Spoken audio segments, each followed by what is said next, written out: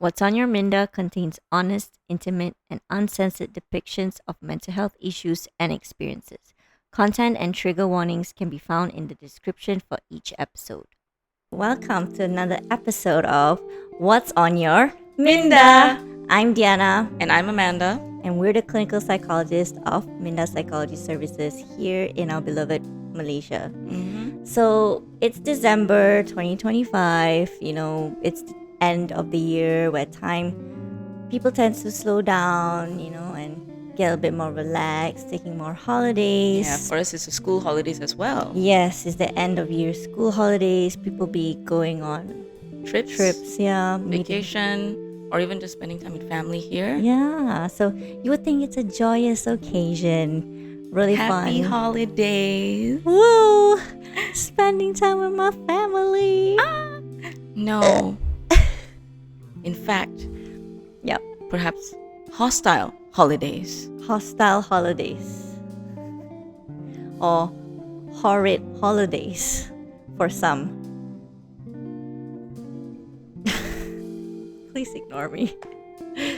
Yeah, for some it can be actually a really Yes. treacherous time or really anxious time for some to be thinking about the idea of spending with your families, to spend more than 2 hours to eat with some family. Yeah. Legit, right? Like the idea of being in the same room with some of your family members, could be your siblings, could be your parents, could be your mom, could be your grandma, could be some relative, right? Yeah.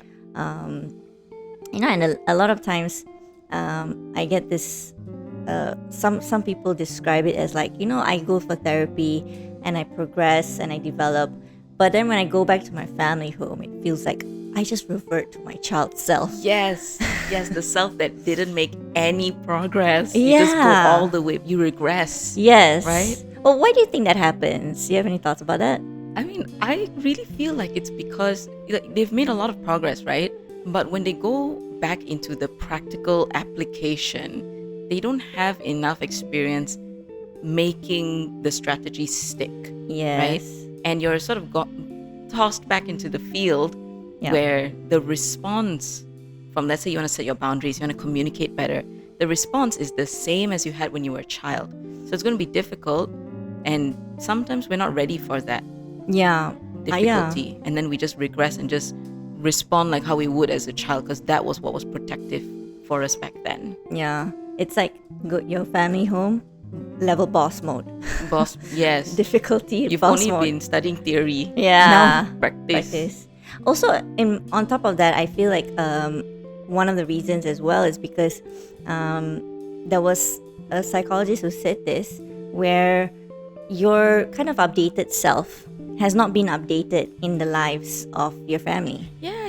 right? That's so true. They're not there with you through your therapy journey. In retrospect, and probably realistically, they're Yeah. not going through therapy with you. You're not updating about them, about your therapy experiences. And in some cases, you're only seeing each other very rarely, like once in a year. So you have, like, certain family members would have an outdated version of you, and Yeah.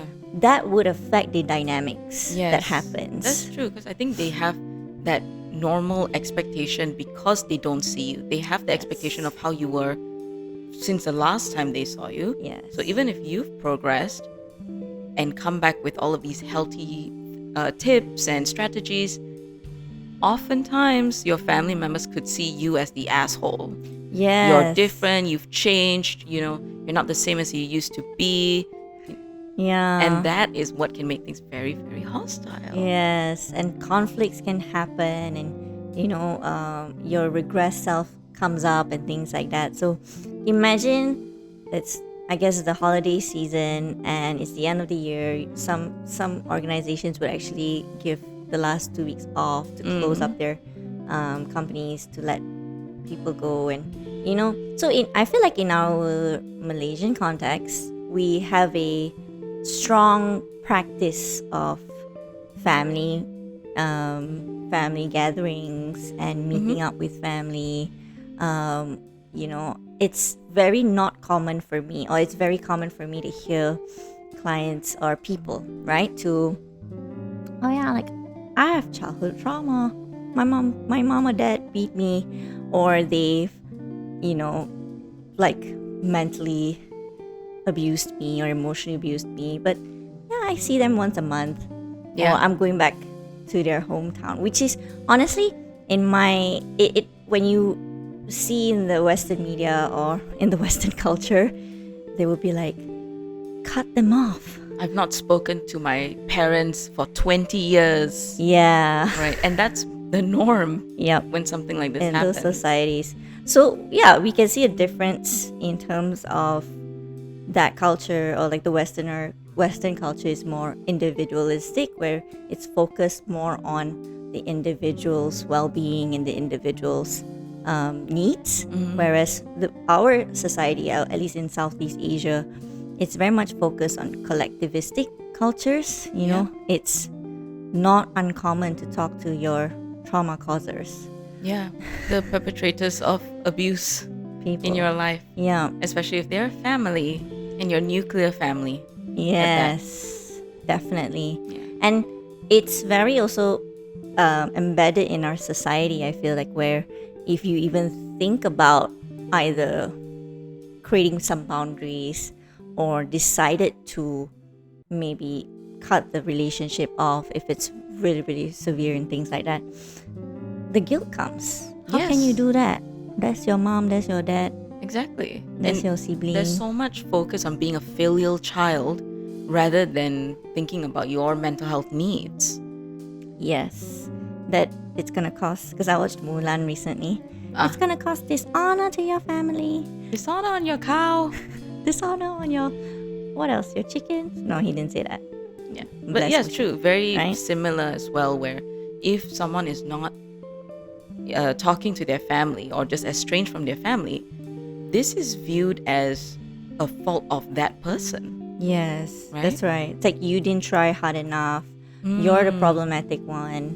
And honestly, I feel a bit conflicted about this. I want your thoughts about it, right? Because I've seen from both sides. I've seen from the side of like, oh, you've been severely hurt or traumatized or abused in that way, or even hurt, right? And honestly, also it's very common for us to not be confrontational and discuss things and clear the air out. But again, it's like very much brushing things under the rug, which is our communication style. That's how we remain collectivistic. Yeah, by ignoring things of the elephant in the room. What elephant? Doesn't exist. No. It's just a beautiful rug with a bump. You can just step on top of it. It's fine. Step over it, doesn't matter. It feels bumpy. It's good, right? Yeah. But you're right. It's the communication is so passive, right? Yeah. Generally, you don't address it, and so it kind of makes sense that people still try because of societal expectations, like you said. Yes. But at the same time, there's so much guilt this person is carrying because nobody is addressing it, Yep. and so they just keep going through the motions. Yes. Right? I like the way you said that it's so passive, because I find that when we suggest, like in our work, I find from my experience, when we talk about assertive communication, it feels really aggressive. Yes. Right? Yes. They're You like, feel that? I can't say that. I can't say that to my parents. Not I can't say that. possible. I'm Yeah. like, this is the bare minimum. Sometimes. This is yes. what you have to do. It's the bare minimum of setting your boundaries. But even that feels way too aggressive for them Yeah. to say it. Yeah, it feels too intense. It feels like, oh, they're not going to be able to take it. It's going to rupture their relationship. Yes. And the guilt comes again, right? My Yeah. needs are too much. My feelings are too much. Yeah. So, So connecting to the filial piety that we have, right? The focus or intention that people bring to therapy, it's not about their needs. It's always about, how do I fix this relationship? yeah, that's so true. It's oh my gosh. We hit something Yeah. with Diana. Yeah, there's been cases, or like, cases I've gotten. It's like, I'm here because I'm the problem, or the relationship is the problem, or I'm not trying hard enough. Yes. I'm too avoidant. I'm too this. I'm too that. I want to It's- forgive them. Yes, I hear or that a like, lot. I want to be grateful, or I don't like that I have these feelings towards these people. Yeah. I don't like thinking of them as bad people. Yes. So let me tell you straight up, I think we would be very controversial therapists because a lot of times it's about normalizing that it just the work in itself is just normalizing the emotions, the negative or like the uncomfortable emotions you might have towards your family member, like the thought of possibly being angry at your mom or kind of hating what your dad did, right? And it's like, oh my gosh, how dare you, wrong, wrong, wrong. Yeah. Or like bad, bad, bad, you know. Yeah. Anak derhaka, anak apa, tak, you're ungrateful, you know, like don't you remember all your parents' jasa and things like that. So Yeah. it's quite intense, you know, like, but it's also not realistic, right? Because in a healthy dynamic with anyone, if with your family member, with your friends, with your partner, you have to kind of also maneuver the negative or the painful emotions and uncomfortable emotions that come with it. It's not always going to be, you're perfect and I'm always happy. Yeah. You Because know? that's impossible. Yeah. Right? But you're right about that. And I also honestly think that there's a huge reason for it that is tied into that abuse or treatment that they got as a child. This guilt is not just coming from societal expectations. Yes. It was yes. planted in us, you know, to be grateful, to not talk back, to not question these opinions or instructions or comments that our parents or family members give. I have a question on that. Like, what do you think? I mean, you know, a lot of times the kind of, when we bring this topic up, right, that it's like, oh, it's kind of, it's part of like maybe emotional manipulation, right? That's happening here. And, you know, the kind of feedback I'll get is like, oh, but they didn't know. That's all they did knew. Or that's the best they could have done. And things like that. Or maybe their intentions weren't as ill. You know, they weren't trying to emotionally abuse me or manipulate me or something like that. So that's the part I feel a little bit like conflicted, right? As a human and as a therapist, as a mom or as a child myself, I feel like it's a pretty gray area, right? It's a part of like, how do I empathize for this very true, very flawed person? Yeah. And is it but at the same time also hold or validate my own feelings and acknowledge the hurt that I've experienced. But it, like, not discredit both. I think that's the I think my feeling about this may be quite different from yours because I think it's very clear. Right. Like, I don't like gray areas. It's all black and white here. Because exactly what you said, it's really about the balance. Right. But we need to figure out the balance for ourselves. So, Right. for example, let's say a parent, maybe the parent was not physically abusive, maybe emotionally manipulative. Yeah. Okay. And so for us, a lot of us, we sort of view that as, oh, it's not so bad, right? Like, and then because of the emotional manipulation, we also have more guilt that comes out whenever we stick to our boundaries, we communicate assertively. But I feel like even if a parent didn't know any better, they didn't have ill intentions, they still hurt you. Yeah. And that's the consequence. That actually happened and it's valid. And you don't have to, you don't have to empathize and understand to the point of helping them reason it. Yes. Because they're, you know, everyone has a brain and everyone has a heart. And anyone, literally anyone, could decide to change for the better. Yeah. So that's my very clear view on it. Like, if we want to forgive, it's forgiving for ourselves. Yeah. Not Okay. forgiving so that that person feels better about what they did. Isn't that interesting? It's always about what the other person is doing. And that, I guess that's the core of the manipulation happening. Like, Yeah.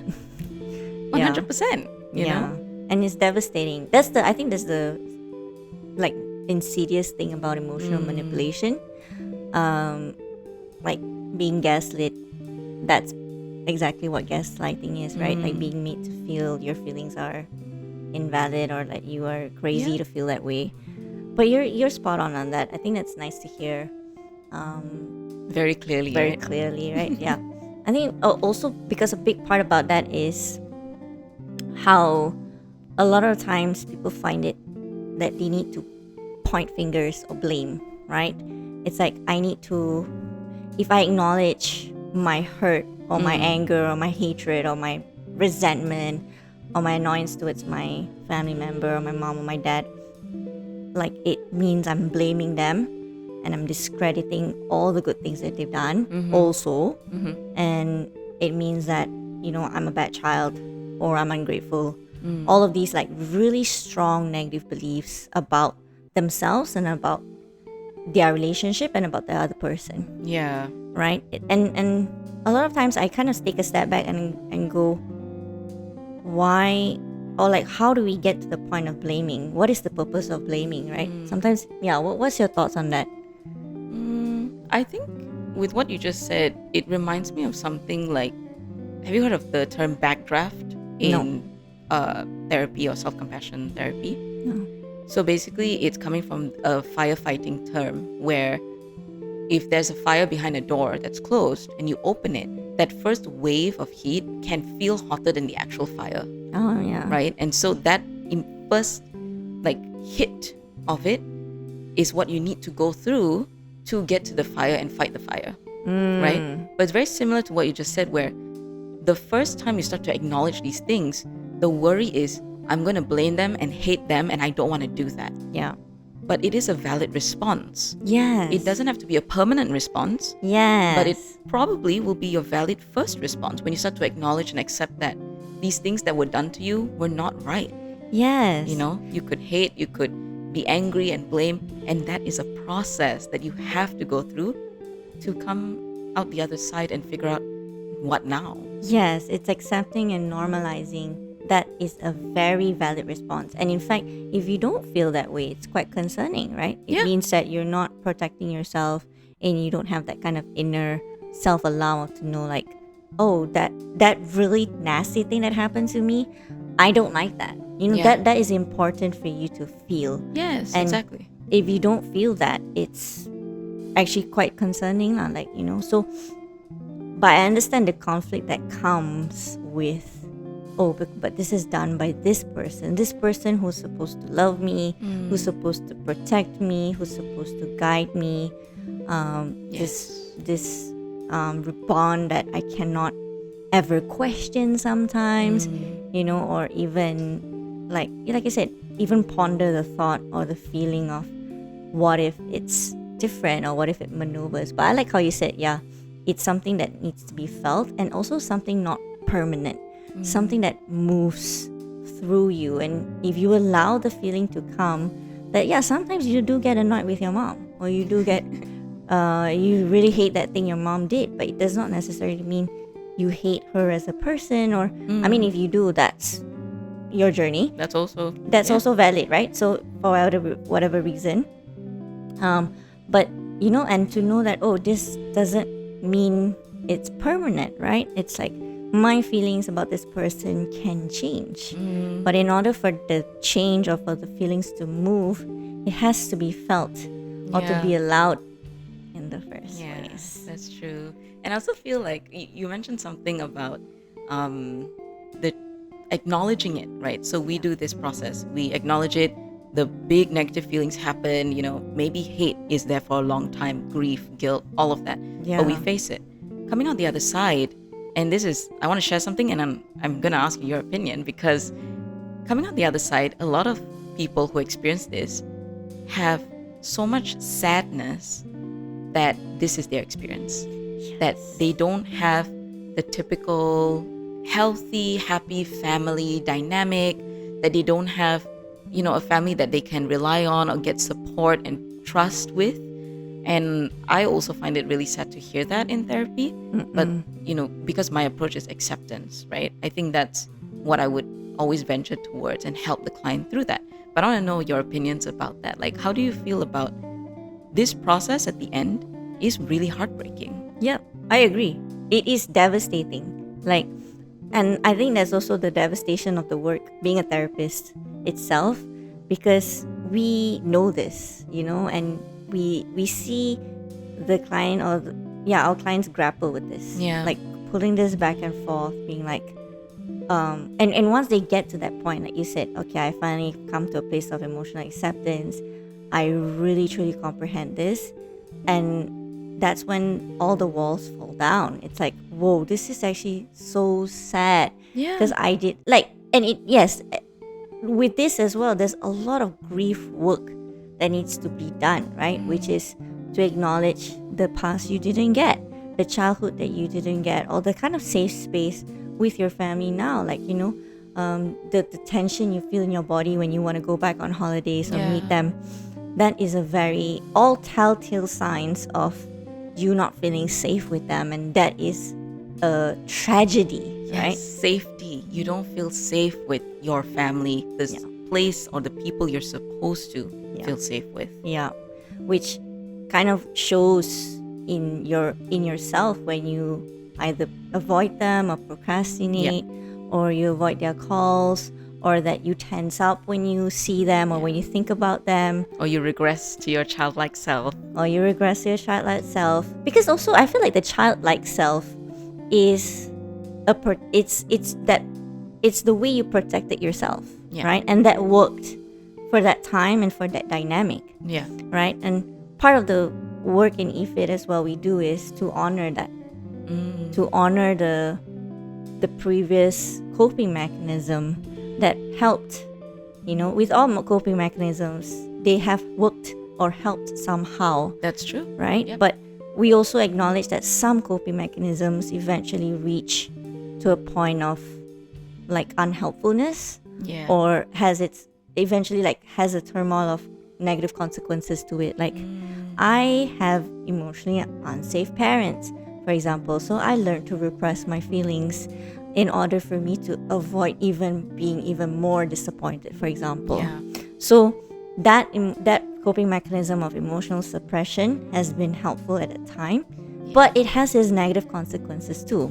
But it's helpful at that time. You know what I mean? Now, not something that works anymore. Right. And especially when you venture out of that environment, you encounter different dynamics. And this is the interesting part I find that's I want to know your thoughts about it, where people be like, I shouldn't be in relationships until I'm healed or I'm healthy, right? Okay, I have thoughts. Okay. I have thoughts about this because I feel like there's two types of people who say this. Okay. One are the people who do actively avoid relationships. The other are people who somehow keep getting into relationships despite saying that. Right? And both of it makes a lot of sense, because one would be someone who's maybe more emotionally avoidant. So they've decided to be behaviorally avoidant, right? They don't venture into dating. They don't even meet people, stuff like that. Maybe even isolate themselves from friends, even. The other type of person, there is still avoidance, but it's emotionally avoidant, but they still seek comfort and reassurance and validation in a partner, right? And they still find relationships. They still end up in relationships, maybe short-lived ones usually, end, start kind of relationships. And I find it really interesting because they both come from the same place. They both come from a place of not being ready for an emotionally invested, healthy relationship. But both are not ready to also learn in a healthy relationship. So to add to that, right, I can imagine, why would someone not be ready for a healthy relationship? It just makes no sense. Because what are your thoughts on that? Do you have any thoughts on that? I have so many thoughts. Spill them. I think what makes someone not ready for a healthy relationship is if you have a healthy partner, your responses will question the relationship over and over again. Your responses will actually push this person away without realizing as well. Right?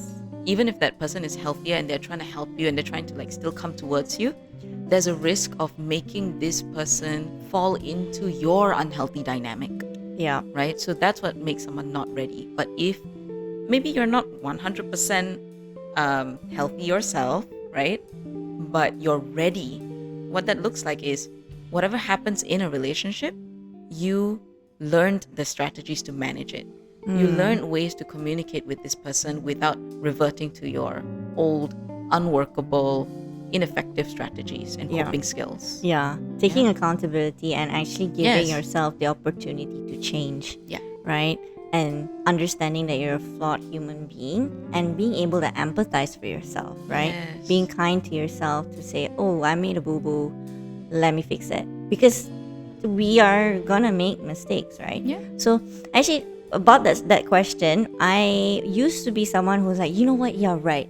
If you are toxic or if you're unhealthy, stay away. But this was like, I think 10, 15 years ago, Diana. And I've thought a lot about it since, which is that Yeah. I think the biggest point for me is if someone has been in so many, or if they've grown up in really insecure or unhealthy relationships, Yeah. right? And they're like, oh, I'm going to fix myself first before getting to a healthy one. First things first, how would they know what a healthy one looks like without being in a healthy one? Yes, exactly. Okay? So how would they know? Can they actually experience the sense of safety, right? And again, the mind and the body works in a really not say mysterious, but in a really interesting way, where if you're so used to the chaos, to the unsafety, and to the danger and the threat, and your fight or flight mode being always triggered, and you're so tense, and you finally meet someone who makes you feel secure and feel calm and stable, and it's like when I try to instigate a fight and they don't take my bait, and I'm like, what's happening? Why not? What's going on here? Oh, they're so nice to me. I have suddenly a lot of doubts, Yes. a lot of like, Do they not fight back because they don't care? yeah, They don't love me enough. yeah, betul. Very, very true. You're completely right about that. I think the presence of safe, healthy relationships help you find more safe, healthy relationships. Yes. Even if that means from, let's say, your first relationships are the toxic family dynamics that we mentioned, you could form better friendships, healthier friendships. That Yeah. could even show you what a healthy relationship could look like as Yeah. well. So it's not just about finding a healthy romantic relationship, Yes. but even a healthy platonic friendship Yes. is very, very important for someone to learn that they are enough, they are worthy, they can be trusted, they can trust, they can get support, they can give support, right? So I feel like it's very important to also have a varied, like so many different relationships in life that are healthy. Yes, and also different because they have different boundaries and different interactions, different expectations. Yeah. So then also different types of people who have different capacities. So then you have a vast variety of experiences to actually practice your skills, to Yeah. actually test out your beliefs, but Yeah. To say that, test out your skills, right? yeah. Yes. So if you are someone who's maybe been in very unhealthy relationships before this and you're like, am I someone who's ready for a healthy relationship? Let's focus on friendships first. Take a look at your friendships. See if you are happy with your friendships. Do you have deep, complex friendships Yeah. that you can trust and, feel like trusted, supported, safe? Start there. Yeah. Because that's a good place chances to are, start. you asking this question to yourself, chances are you may not. Yeah. You may have always wondered why you're alone and why your friends don't reach out to you. Why don't you reach out to your friends? Like why do your friendships feel so shallow? Right? Start there. I think that's a great way to reflect and see what can work next for your future romantic relationship. And if you are already in a healthy relationship, or say healthy one, assuming that you are, notice your self-sabotaging tendencies, Yes. right? Am I picking fights? Am I finding reasons to exit? Am I finding excuses of this person? I think one of the things I've heard before was like, this person's great, okay, but I'm dumping this person. Yeah. Why? Why? What's going on? It's like, I don't know, I'm not feeling it. Or Have you seen on TikTok some girl has a huge ick list Dude, no, I have not. But Like- that sounds wow. She finds like icks about men. Have Oh, you okay, seen no, that? not the men. I Oh. I know the girl who has a long list of why she's not getting kids. Oh yeah, I've seen that Yeah. too. Yeah, but there's another one about like ick list about like men, and so if you find yourself doing that in your relationship, that's also just take a step back and reflect. Like, if this is all real icks that you're like, I just don't vibe with this person, Yeah. then maybe it's not meant to be, right? Yeah. But if you can notice that your mind is finding these reasons to exit, like listing all the negative traits and really just sidelining the positive traits that you do feel good about, Yeah. that's a great sign to Yeah. check in on yourself. Yes, and self-reflect. Talk to a therapist about it. Meet, like, journal about it. Really Yeah. think about. Call yourself out. I think a lot of Yes. the process is just truly being honest with yourself, how you experience in that moment, and really try to slow down and tune into that, or like kind of zoom in to be like, oh, once, for example, this person texted me this. Yeah. How did I actually feel that moment? What was the immediate thought that came to my mind? Yeah. Oh, I immediately thought that this person doesn't love me and immediately they're gonna abandon me, and then I'm gonna chow. And what the process is to really take from that bird's eye view for you to see from that emotional space, right? Because so this is a little bit of the cognitive sense of it to Yeah. see if the thought is actually rational or not, Yeah. True. or again, like and sometimes the text could just be, hey, good morning, how are you today? And it could be sent at like 10 a.m. instead of 9 a.m. Not to be dramatic or what. I mean, But, but that's true. Some people some do- people get really upset about that, right? Yeah. And it's a real trigger. And this goes to another question that I commonly get or want to know your opinion on is a lot of times people with relationship issues, they don't tend to focus on family relationships or Yeah. family or childhood experiences. They're thinking, how is that relevant? I'm in a romantic relationship. It's not related to my family background or It's all Oh, related. yeah. It's all connected. Super the way you connected. show up in your romantic relationship is because of your experiences as a child with your family.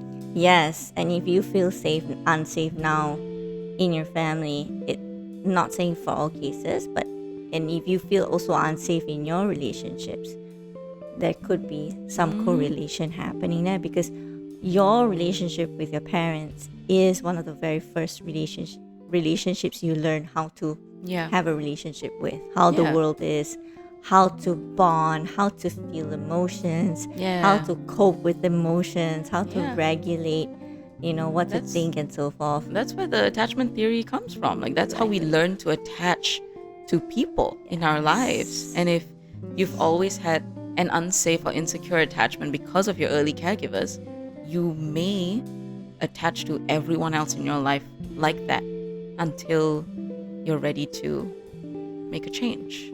Yeah, exactly. It reminds me of it reminds me of Stephanie Fu, who wrote What My Bones Know. Ah, Right? yes. Love that book. Yes, we would recommend that. I've been recommending it to people. So that book talks a lot about childhood trauma and family ruptures and all of this abuse that has happened. And she comes from a collectivistic culture. She's right. Yeah. I believe she's Malaysian or part of Southeast Asia. And for me, that stuck out the most was when she talks about family relationships and setting that boundary to cut them off. Was, oh, I thought I would feel better once I cut them off. And it's like, no, I feel worse. In fact, sometimes there's a sense of grief Yeah. that comes with it. And she's asked other people who've experienced to cut families off. And, they were like, yeah, it's not great. Who said it was great? Yeah. But the message that came out of it was it's actually necessary. Yes. To protect your well-being, to protect your sanity and your peace, right? Yeah. Especially when the person consistently still violates it. Yeah. So with that being said, what are your thoughts on like parents who maybe have had like abuse in the past, Mm-hmm. but then as an adult now, they've either stopped or they either changed. I mean, that's great. Okay. That's my only thoughts about it. That one is great. You know, Yeah. I think they've definitely come a long way to not repeat that cycle on their own kids. But it's also valid that, let's say, the way they've learned how to deal with emotions was not healthy in the past. And so this is repeated now with kids. But if they've not lashed out on the kids and they are parenting well, right, they are the ones who are actively stopping that cycle and teaching their kids to be healthier human beings. No, I was talking about literally the grandparent and the parent. So let's say the grandparent and the parent and the child, okay, as children, they were abusive, and then now they're adults, right?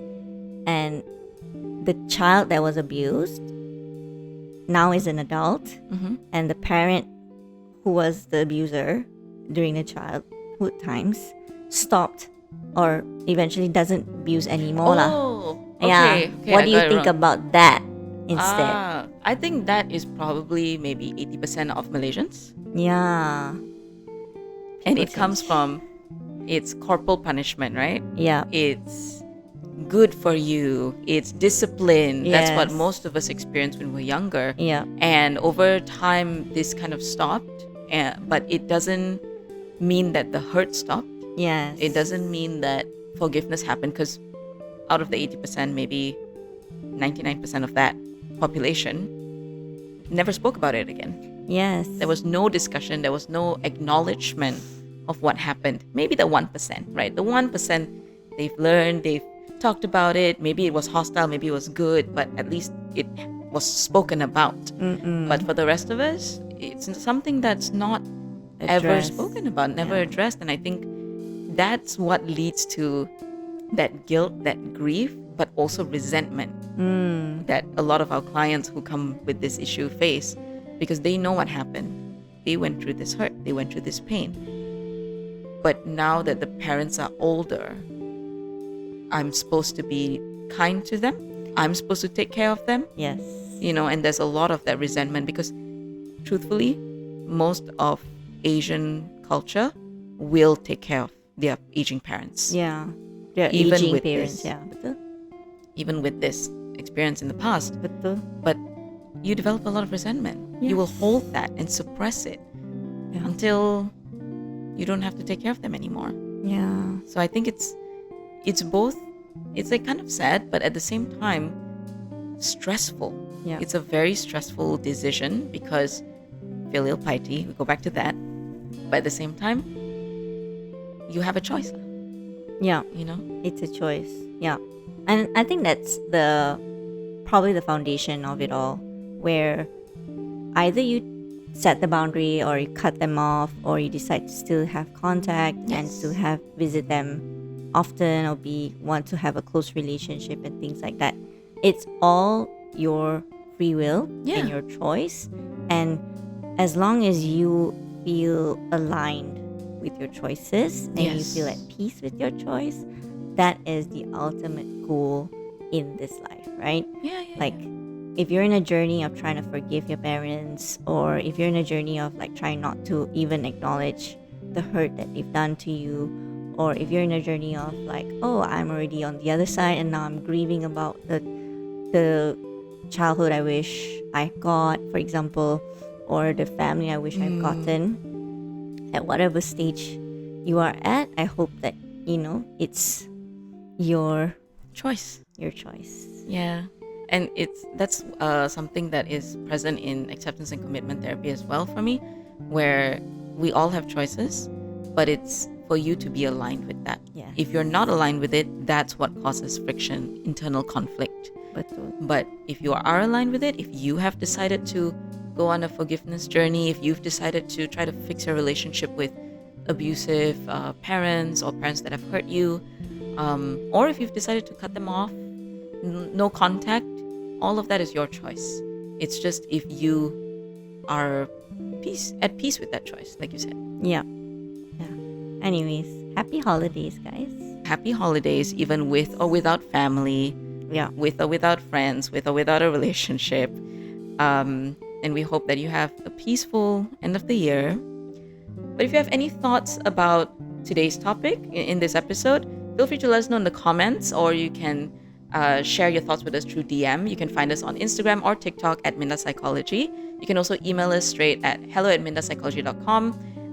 If you want to know more information or see other podcasts that we've done and other blog articles that we've written, you can go on our website, mindapsychology.com, to check that out. With that, this has been another episode of What's on Your Minda. Thank you so much for watching, and we'll see you in the next one. Bye-bye. Bye.